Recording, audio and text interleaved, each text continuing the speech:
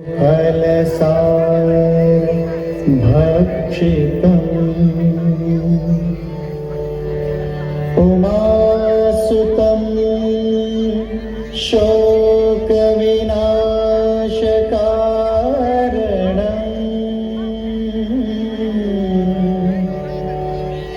नमामि विघ्नेश्वर पादपङ्कजम्।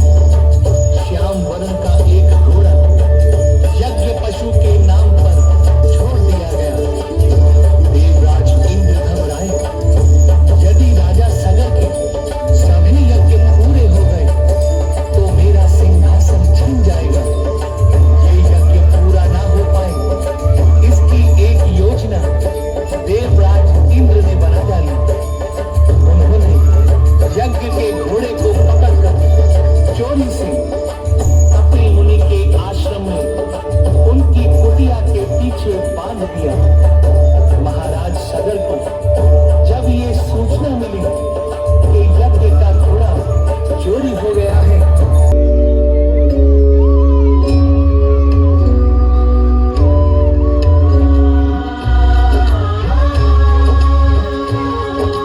संस्कृति की उत्थान कथा भारत की महान कथा, संकल्प कथा भागीरथ की, मां गंगे की आह्वान कथा। पुत्र करो अश्वमेध यज्ञ, किया और ऋषि ने आदेश।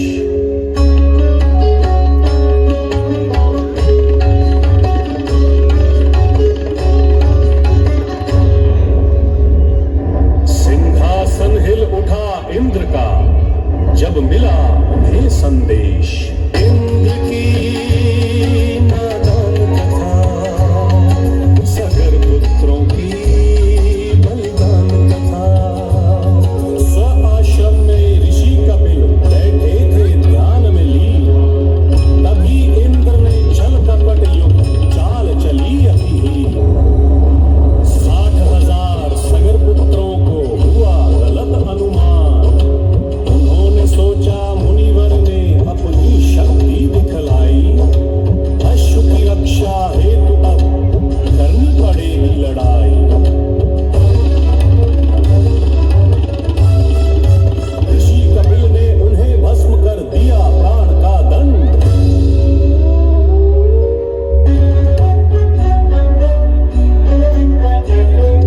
पिता आदेश के मारे ऋषिवर से उसने कहा, गुरुवर उपाय बताएं, कैसे मिलेगी बंधुओं को मुक्ति। होगा पुत्रों की मुक्ति की आशा में, कठिन तप की परिभाषा में, मन में अटल विश्वास लिए, तप करते करते प्राण दिए। अब थे भागीरथ मन में दृढ़ विश्वास लिए, ओम ब्रह्मदेवाय नमः। ओम ब्रह्मदेवाय नमः। ओम ब्रह्मदेवाय नमः।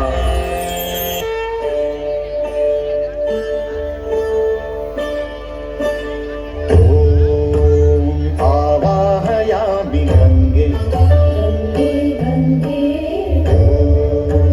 तुभ्यं नमामि गंगे गंगे गंगे विष्णुपादाब्ज संभूते संभूते संभूते गंगे त्रिपथगामिनी त्रिपथगामिनी शान्ताकारं भुजगशयनं पद्मनाभं सुरेशं विश्वाधारं गगनसदृशं मेघवर्णं शुभांगं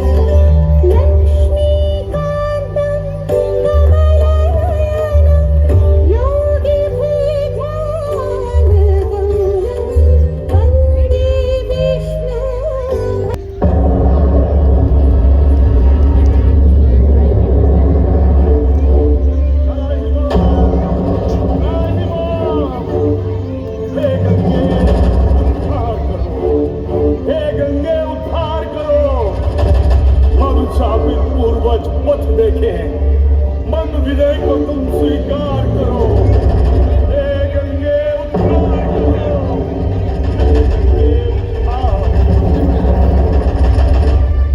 कब होगी? इसके लिए मेरी कृपा दृष्टि की आवश्यकता नहीं है। भगीरथ के कष्टों का निवारण तो केवल पुत्री गंगा ही कर सकती है। पुत्री गंगा? हाँ, पुत्री गंगा।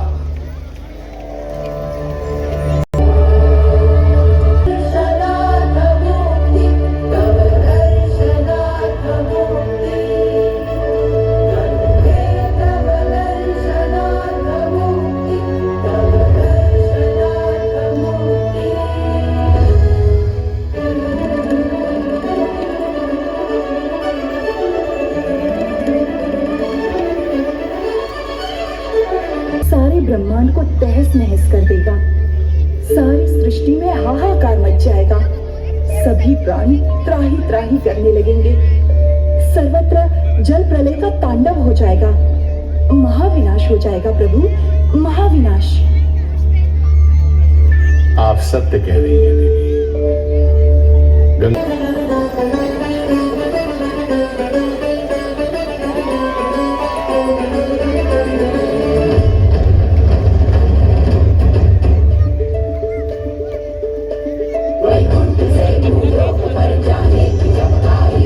वैकुंठ से भूलोक पर जाने की जब आई घड़ी, कुछ रुष्ट सी कुछ कृत, 14 भुवन में सब चराचर हो अचंभित देखते।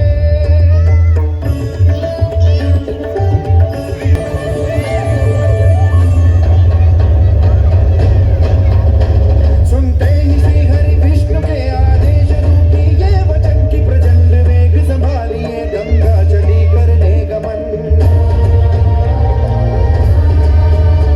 ब्रह्मा कमंडल में उसे भरने को जब उद्यत हुए, बस देखते ही रह गए, बस देखते ही रह गए, बस देखते ही।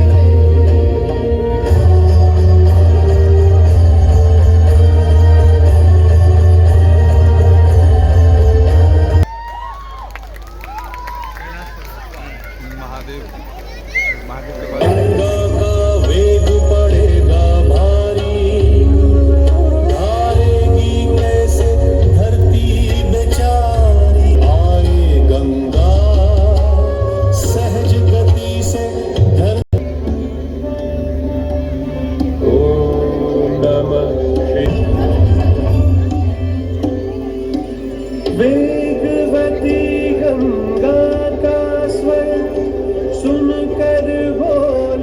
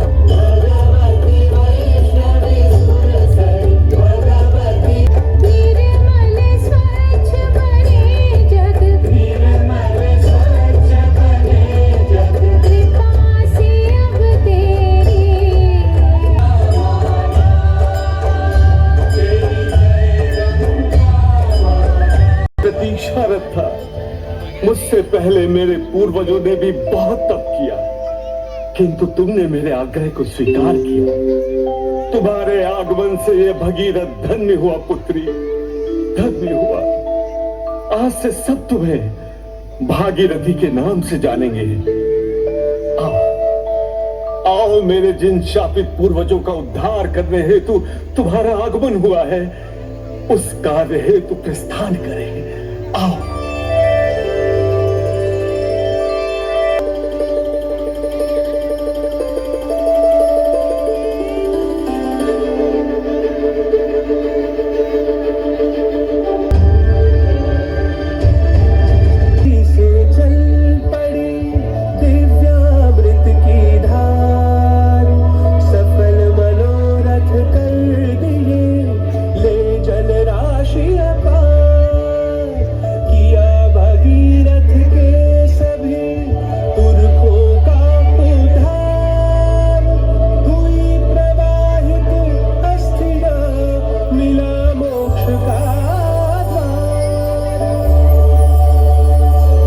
मेरा कार्य संपन्न हुआ। अब मेरे वैकुंठ प्रस्थान करने का समय आ गया है। नहीं पुत्री, अभी तुम्हारा कार्य संपन्न नहीं हुआ है।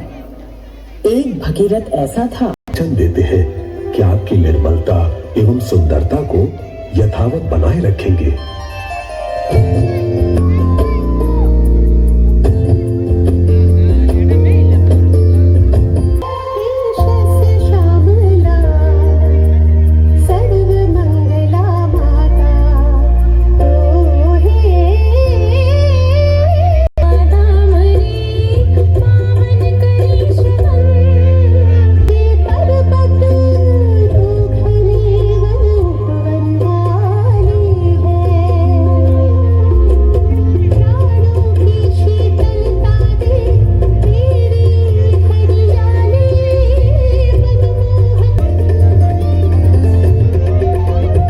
चक्र के साथ ही सतयुग बीता जाए, गंगा अविरल बह रही, निज कर्तव्य निभा।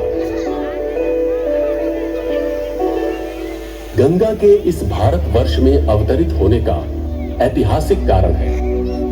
विश्व को मोक्ष प्रदान करने एवं धरती को स्वच्छ तथा उर्वर बनाने के लिए पुण्य सलिला गंगा यहाँ आई और अपने उद्गम स्थल गंगोत्री से लेकर पंचप्रयाग, हरिद्वार, तीर्थराज प्रयाग, काशी और पाटलिपुत्र सहित अनेक स्थानों को अपनी स्नेही लहरों से सींचती निरंतर लोगों का उद्धार कर रही है। समय जानता है कि अभी इस भारतवर्ष में भगवान श्री राम, श्री कृष्ण सहित अनेक महापुरुषों के आगमन की साक्षी बनने वाली है। सतयुग की समाप्ति के साथ ही गंगा त्रेता युग में प्रवेश कर अपना कर्तव्य निर्वाह करती हुई अविरल बह रही है। दशरथ पुत्र राम के रूप में मेरे पिता श्री हरि स्वयं इस धरती पर अवतरित हुए हैं। मर्यादा की रक्षा के लिए इन्होंने सारा जीवन समर्पित कर दिया और संसार के लिए संबंधों की आदर्श व्याख्या की। ऐसा पुत्र, ऐसा भाई, ऐसा मर्यादा पुरुषोत्तम शताब्दियों में कोई एक ही हो पाता है।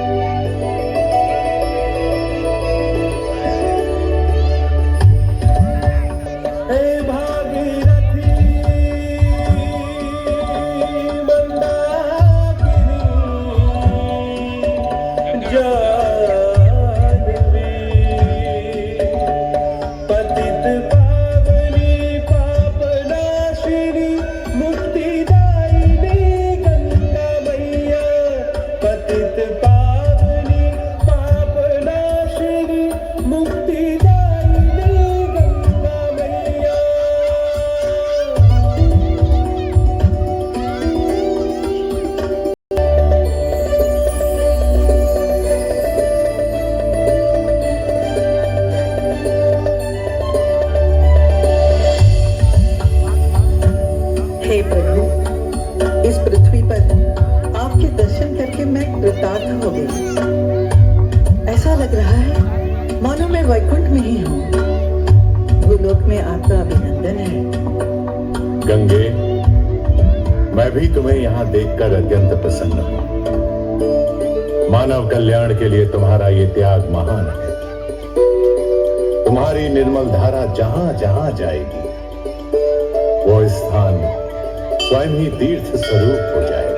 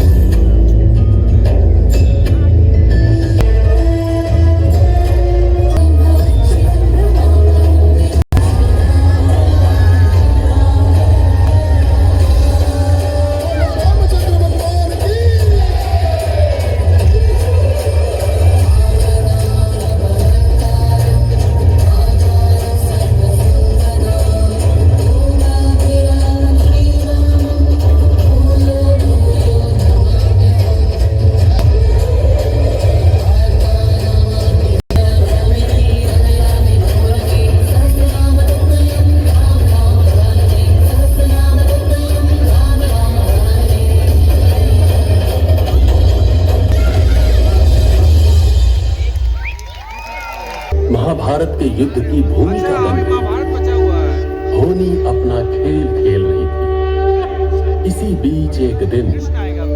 सौम्य शांत भाव से बहती गंगा ने हस्तिनापुर नरेश महाराज शांतनु की दिव्य मनोहर छवि देखी।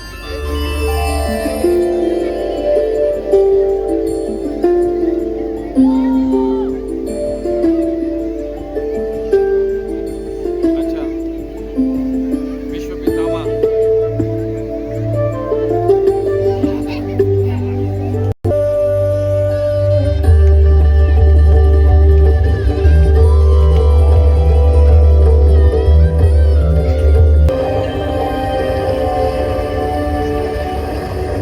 सात पुत्र जन्मे जिन्हें जल में दिया बहाए, किंतु आठवें पुत्र को पितु ने लिया बचाए।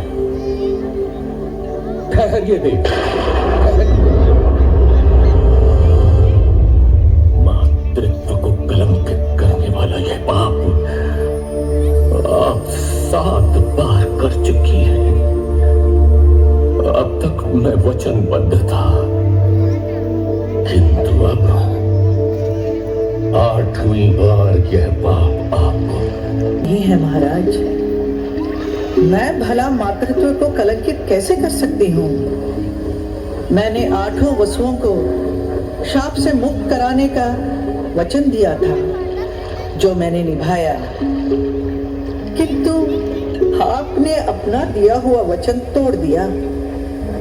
आपने कहा था कि आप मुझे किसी भी कार्य के लिए रोकेंगे नहीं।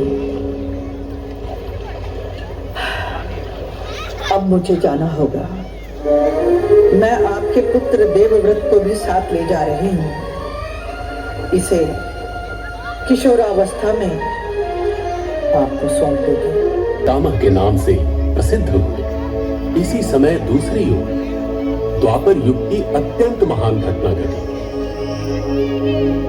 मथुरा में कंस के कारागार में भगवान कृष्ण ने अवतार लिया और कालिंदी का तट उनकी बाल लीलाओं का स्थल बना।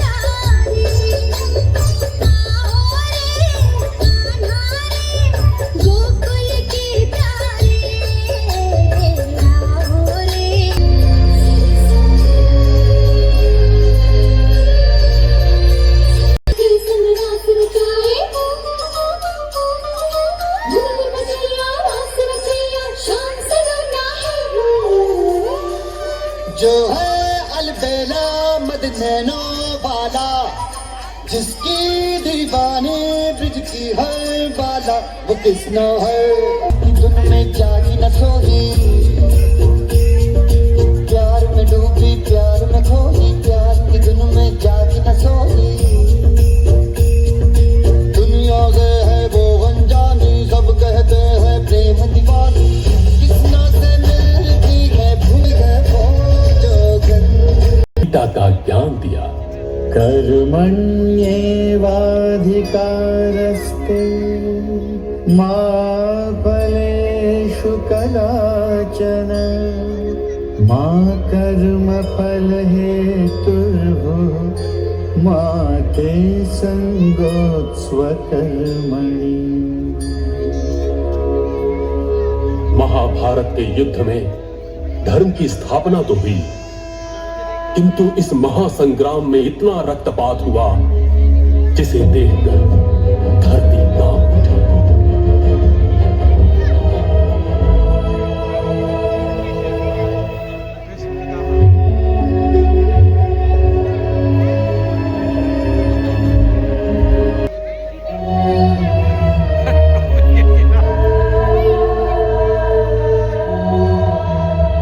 शुभ्र श्वेत जल हो गया क्षण भर में ही लाल, पुत्र भीष्म की मृत्यु से ममता हुई निढाल।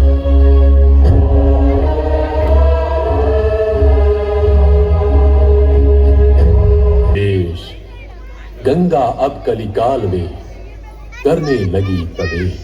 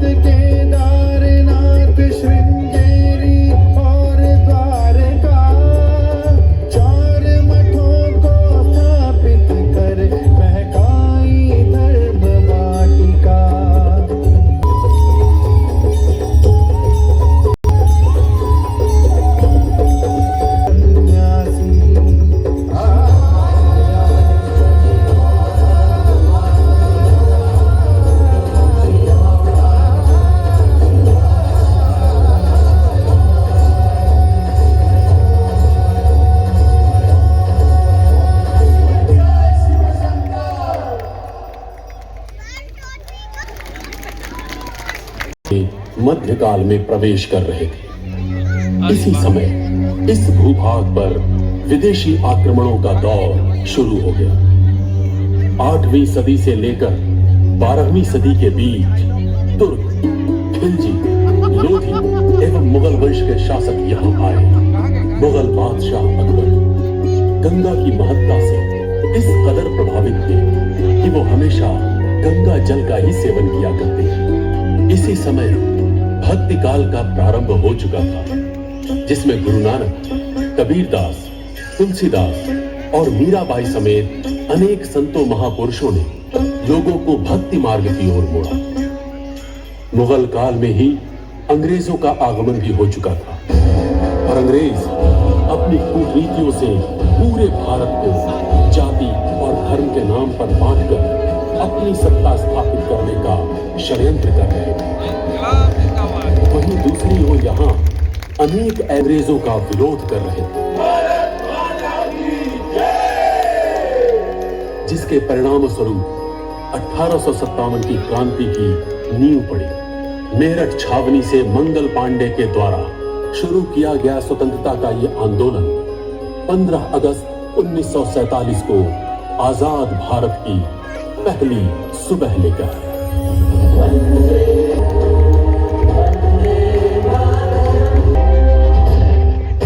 अच्छा बाढ़ पूरा चला देगा एकदम पेड़ काट रहा है। क्या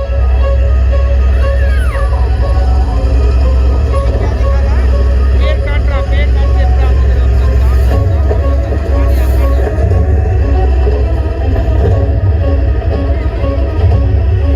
धरती माँ, ये मैं क्या देख रही हूँ?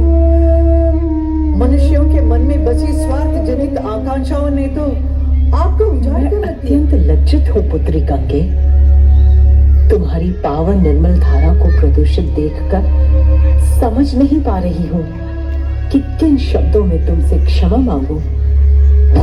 क्षमा तो उन्हें मांगनी चाहिए जिन्होंने हम पर अनेक अत्याचार किए।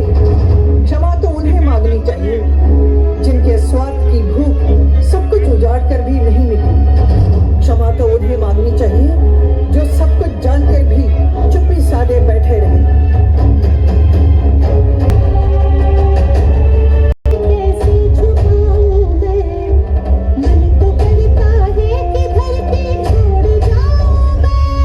स्वार्थी जन बन गए बाधक। सबने अपने पाप धोए, तट पे आते ही भूले अपना फर्ज, मद में शक्ति पाते ही।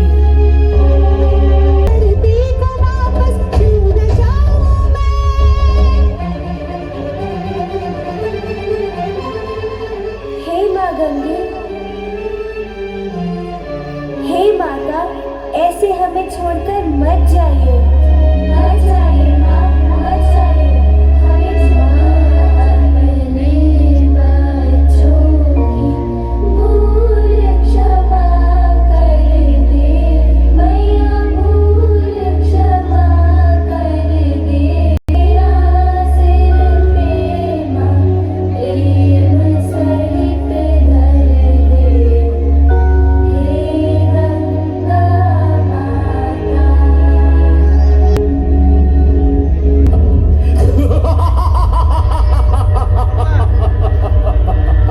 हाँ हाँ चले जाओ, तुम्हारे जाने का समय हो गया है। मेरा युग है, ये कलयुग है। जानती हूँ, जब से मैं इस धरा पर आई हूँ, मैंने सतयुग, त्रेता, द्वापर सभी युगों को देखा है और अब इस घोर कलयुग को भी देख रही हूँ। तब तो तुम्हें ये भी निश्चित ही ज्ञात होगा कि चारों भाइयों में मैं सबसे शक्तिशाली हूँ। मैं सतयुग, त्रेता भाव है कि आज तुम मुझसे त्रस्त होकर धरती से पलायन कर रही हो। अब तो तुम मेरी शक्ति से भली भांति परिचित हो गई होंगी। मैं गंगा, मैं श्री हरि विष्णु के चरणों से जन्मी, जगत पिता ब्रह्मा की गोद में पली बढ़ी और उनसे ज्ञान प्राप्त किया। देवों के देव महादेव ने मुझे अपने शीश पर धारण किया। विश्व कल्याण के लिए मैं इस धरा पर आई। शिव जी ने मेरी सहस्त्र धाराओं में से केवल एक धारा को ही मुक्त किया है। यदि मेरी सहस्त्र धाराएं एक साथ निकल पड़े तो न ये भूमंडल रहेगा और न तुम। ठीक इसके विपरीत यदि जल का अभाव हो जाए तो भी सर्वत्र त्राही त्राही मच जाएगी। किंतु ऐसा हुआ तो तुम में और मुझ में क्या अंतर रह जाएगा। मैं तुम्हारी तरह विध्वंस की नहीं, सृजन की जननी हूँ। मैं गंगा हूँ। तीनों लोकों में मेरी सत्ता है। बद्ध हो, तुम सीमाबद्ध हो। कल की अवतार के आगमन के साथ ही तुम्हें यहाँ से जाना होगा। पुनः निर्मल होकर नए सतयुग का स्वागत करूंगी।